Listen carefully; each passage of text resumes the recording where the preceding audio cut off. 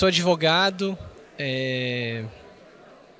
já há 17 anos e ocupo hoje o cargo institucional de diretor jurídico e tributário da ABGD, da Associação Brasileira de Geração Distribuída, e atuo no mercado de geração distribuída desde 2017.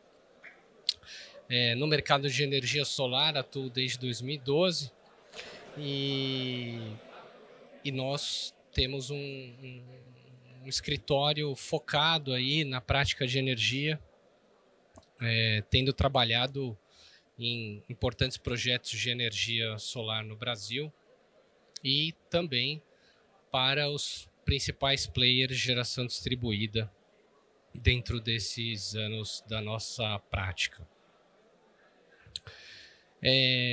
Também desenvolvemos muitos negócios durante essa nossa estrada aí, principalmente modelos de geração compartilhada, fomos pioneiros nessa prática, temos trabalhado também com armazenamento e outras modalidades de negócio envolvendo recursos energéticos distribuídos em geral.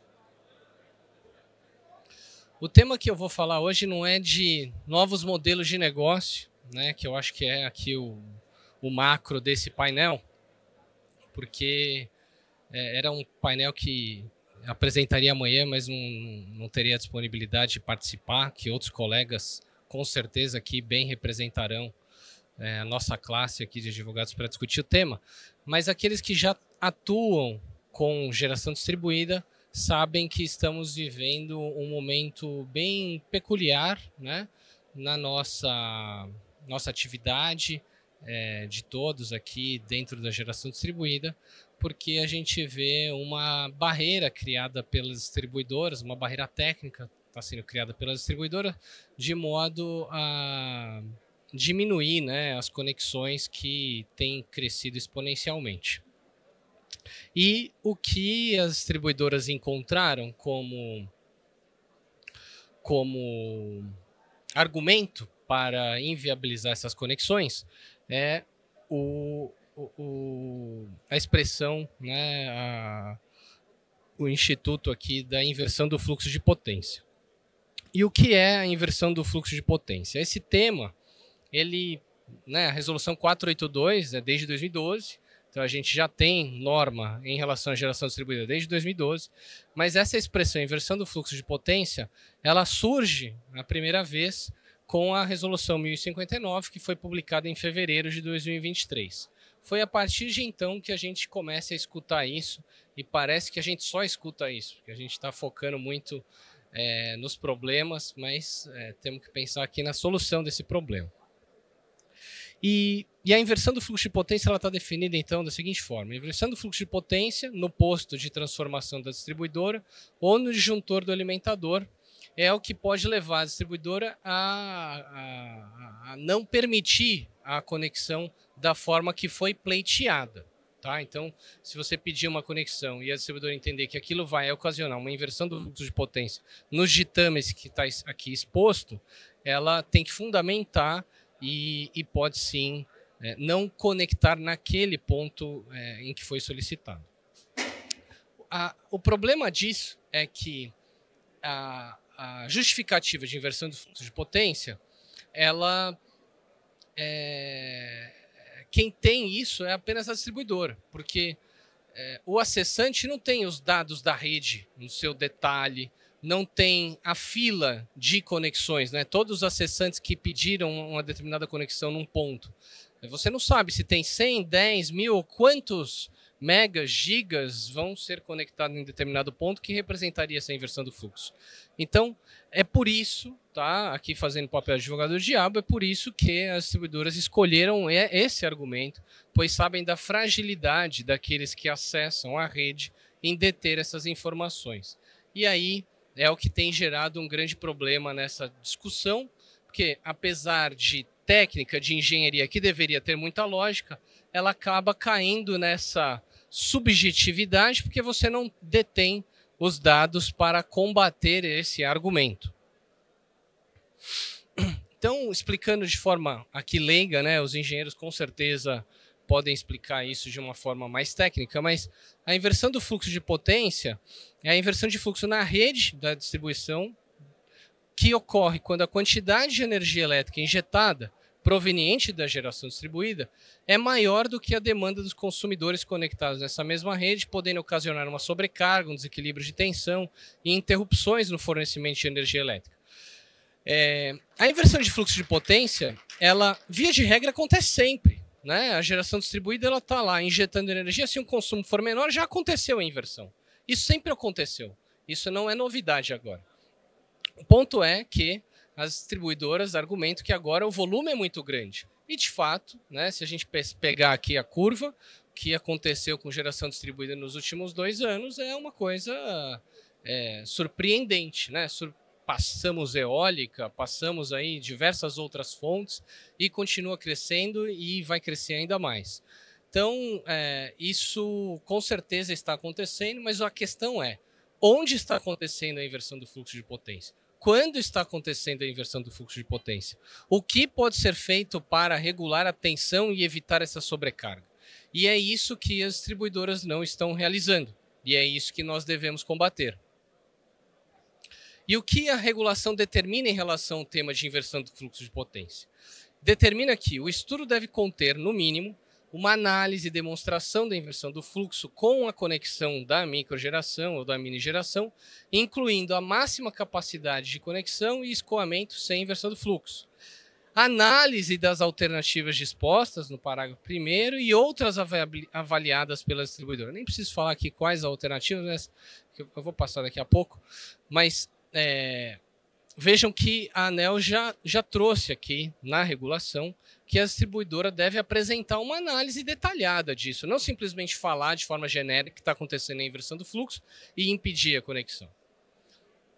E, por fim, caso a distribuidora entenda que há uma inversão do fluxo, ela dispor qual que é a responsabilidade distribuidora e do consumidor em cada uma das alternativas que seriam, de novo, né, alternativas, a opção A, que foi a primeira dada pelo consumidor, que não conhece a rede, e a distribuidora dando uma opção B, C ou D, dar aí as responsabilidades, e quando eu digo responsabilidades, são principalmente custos, da distribuidora e do consumidor em cada uma das alternativas. E aqui, alguns casos práticos do que tem acontecido em relação à inversão do fluxo de potência. Esse é um caso da CPFL, que nós temos atuado aí fortemente enquanto advogados. E o que nos surpreende é que calhou, somos de São Paulo, né? E vários clientes tiveram a mesma problemática com a CPFL de inversão de fluxo de potência. E o quadro e o mapa é um copia e cola, é sempre o mesmo. E aí, para alguém que tem um pouco de lógica, logo de cara vê que não houve estudo detalhado ou pormenorizado sobre essa situação. Até para brincar em relação a esse ponto, esse nosso cliente inclusive testou a distribuidora e pediu vários tipos de conexão. Não pode 5, então eu quero 3. Não pode 3, então eu quero 2. Não pode 2, então eu quero 1. Não pode 1, então eu quero 500 kW. Então, e o número que sempre foi respondido foi sempre o mesmo. Então, é difícil acreditar que esse estudo foi realizado de fato para cada uma dessas situações nos ditames do artigo 73 disposto pela ANEEL. E aí a distribuidora ainda fala, a sobretensão em função da conexão da mini geração distribuída impede o uso de reguladores de tensão. Ela já sabe que uma das possibilidades aqui para impedir a inversão do fluxo de potência é o uso de reguladores, porque isso foi dito para ela. Nosso cliente acessante falou para ela que isso era uma das situações, mas ela já tenta se eximir aqui dessa possibilidade. Ela nem traz o custo.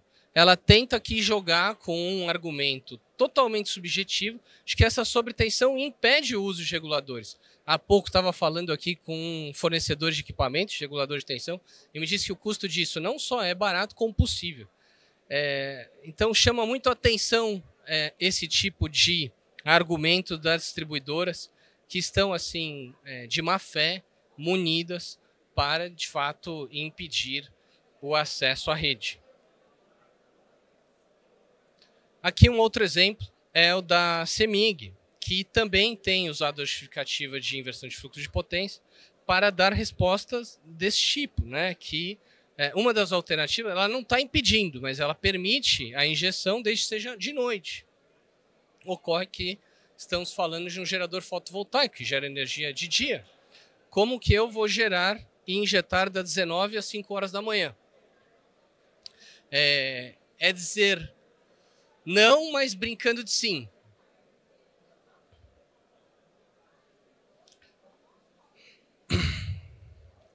Em relação à Energisa, que também foi algo muito noticiado, que cancelou aí a rodo diversos orçamentos, inclusive válidos com cujo assinado. E esse é o único argumento utilizado pela Energisa, que em conformidade com o regulamento vigente, para preservar o sistema elétrico de potência, os orçamentos encontram-se inválidos por implicarem no comprometimento do sistema de distribuição de energia para o ponto de conexão informado da documentação em referência e o nível de tensão hora solicitado.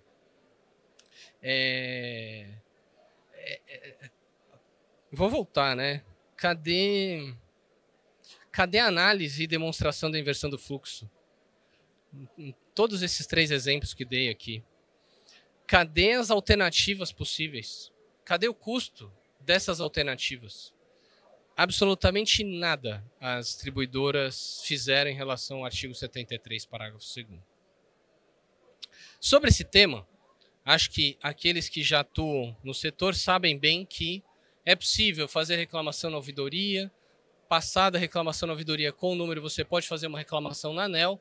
A ANEEL tem dado algumas decisões administrativas razoáveis, principalmente essa da Energisa, que cancelou orçamentos de conexão sem mais nem menos, né? Isso, ela inclusive já notificou a Energisa para revalidar esses orçamentos cancelados.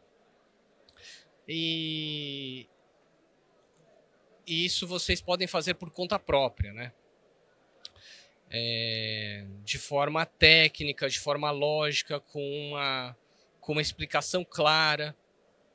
E o direito de energia, que às vezes dão esse nome, a própria regulação da ANEEL, no fim é direito. No fim, tudo isso vem do nosso ordenamento jurídico. As regras da ANEEL não são regras que surgem simplesmente de forma ali do corpo diretivo da ANEEL. Temos ali muito conhecimento de direito, né? Temos ali procuradores, inclusive federais, que atuam ali perante a ANEEL para a redação dessas normas. E quero passar aqui 2 artigos do nosso ordenamento jurídico que devem ser utilizados, inclusive nos processos administrativos, porque caso esses processos administrativos não se resolvam satisfatoriamente para os acessantes, deverão ser encaminhados à justiça. Isso é importante que todos vocês saibam.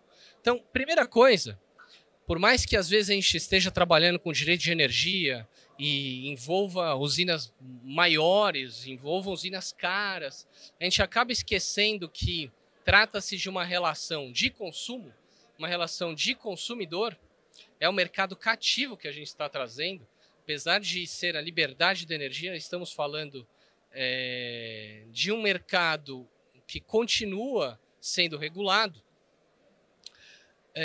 Nós somos consumidores. E dentro do direito consumidor, temos um princípio de que o consumidor parte da premissa que ele é hipossuficiente nessa relação jurídica.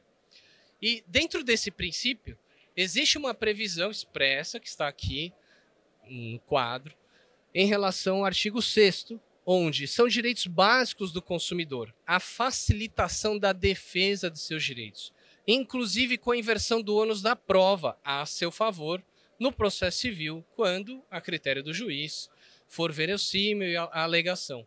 E a alegação aqui é verossímil. Eu não detenho os dados da rede. Eu não sei quantas pessoas e qual a potência de acessantes, né, em relação a esse ponto que solicitei.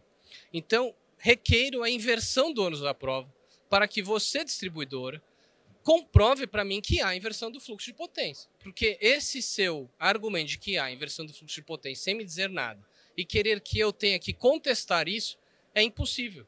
Cabe a você, diante do que estou aqui explicando no direito consumidor, comprovar isso. Então, caso nós não consigamos resolver essas questões com as distribuidoras de bom trato, né, em conversas, alegações, processos administrativos na ANEEL, vale sim buscar o judiciário, e esse aqui é um argumento muito sólido.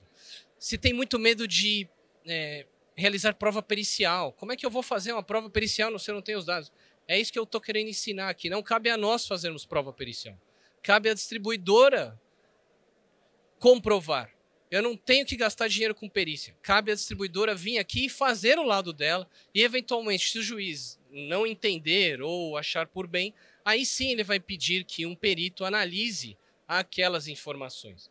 E aí você, enquanto autor dessa ação, poderá pedir um técnico para acompanhar essa perícia e ter aí, então, 3 argumentos, né? O estudo da distribuidora, a perícia, que tende a ser imparcial, né? Até porque o juiz nomeou um perito, e um assistente técnico que você pode sim indicar, preferencialmente do setor de GD, para que ele acompanhe todo esse enredo, todo esse rito processual e, eventualmente, ter uma decisão favorável, e que a distribuidora terá que arcar, inclusive, com os custos dessa perícia. Acho que vale, né, a gente entender isso, porque se a gente continuar dessa forma, a gente vai ter que ajuizar as ações, não tem para onde correr aqui.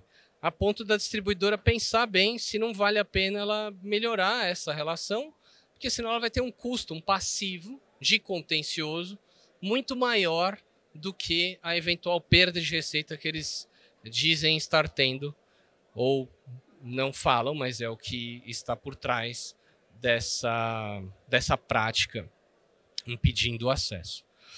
No mesmo tom, o Código de Processo Civil também prevê que o ônus da prova incumbe, em geral, ao autor quanto ao fato constitutivo do seu direito, então aquele que ajuiza a ação cumpre, né, provar algo, ou ao réu quanto à existência de fato impeditivo. Mas o parágrafo 1º diz o seguinte: nos casos previstos em lei ou diante de peculiaridades da causa relacionada à impossibilidade ou à excessiva dificuldade de cumprir o encargo nos termos do caput, ou seja, é justamente o caso. Existe uma peculiaridade nessa questão, onde eu tenho uma impossibilidade ou uma excessiva dificuldade de cumprir com o encargo de provar, porque eu não detenho os dados da rede, e aqui cabe, então, a inversão do ônus da prova. Parece até piada, né? Inversão do fluxo de potência e inversão do ônus da prova. Então, eu estou invertendo o ônus da prova para que a distribuidora... acabou aqui. Para que a distribuidora comprove essa inversão do fluxo de potência. Então, são esses 2 artigos que eu vim detalhar e sugiro a vocês utilizarem eles nas suas manifestações, sejam elas administrativas ou judiciais. Ficam aqui meus contatos. Obrigado pela atenção.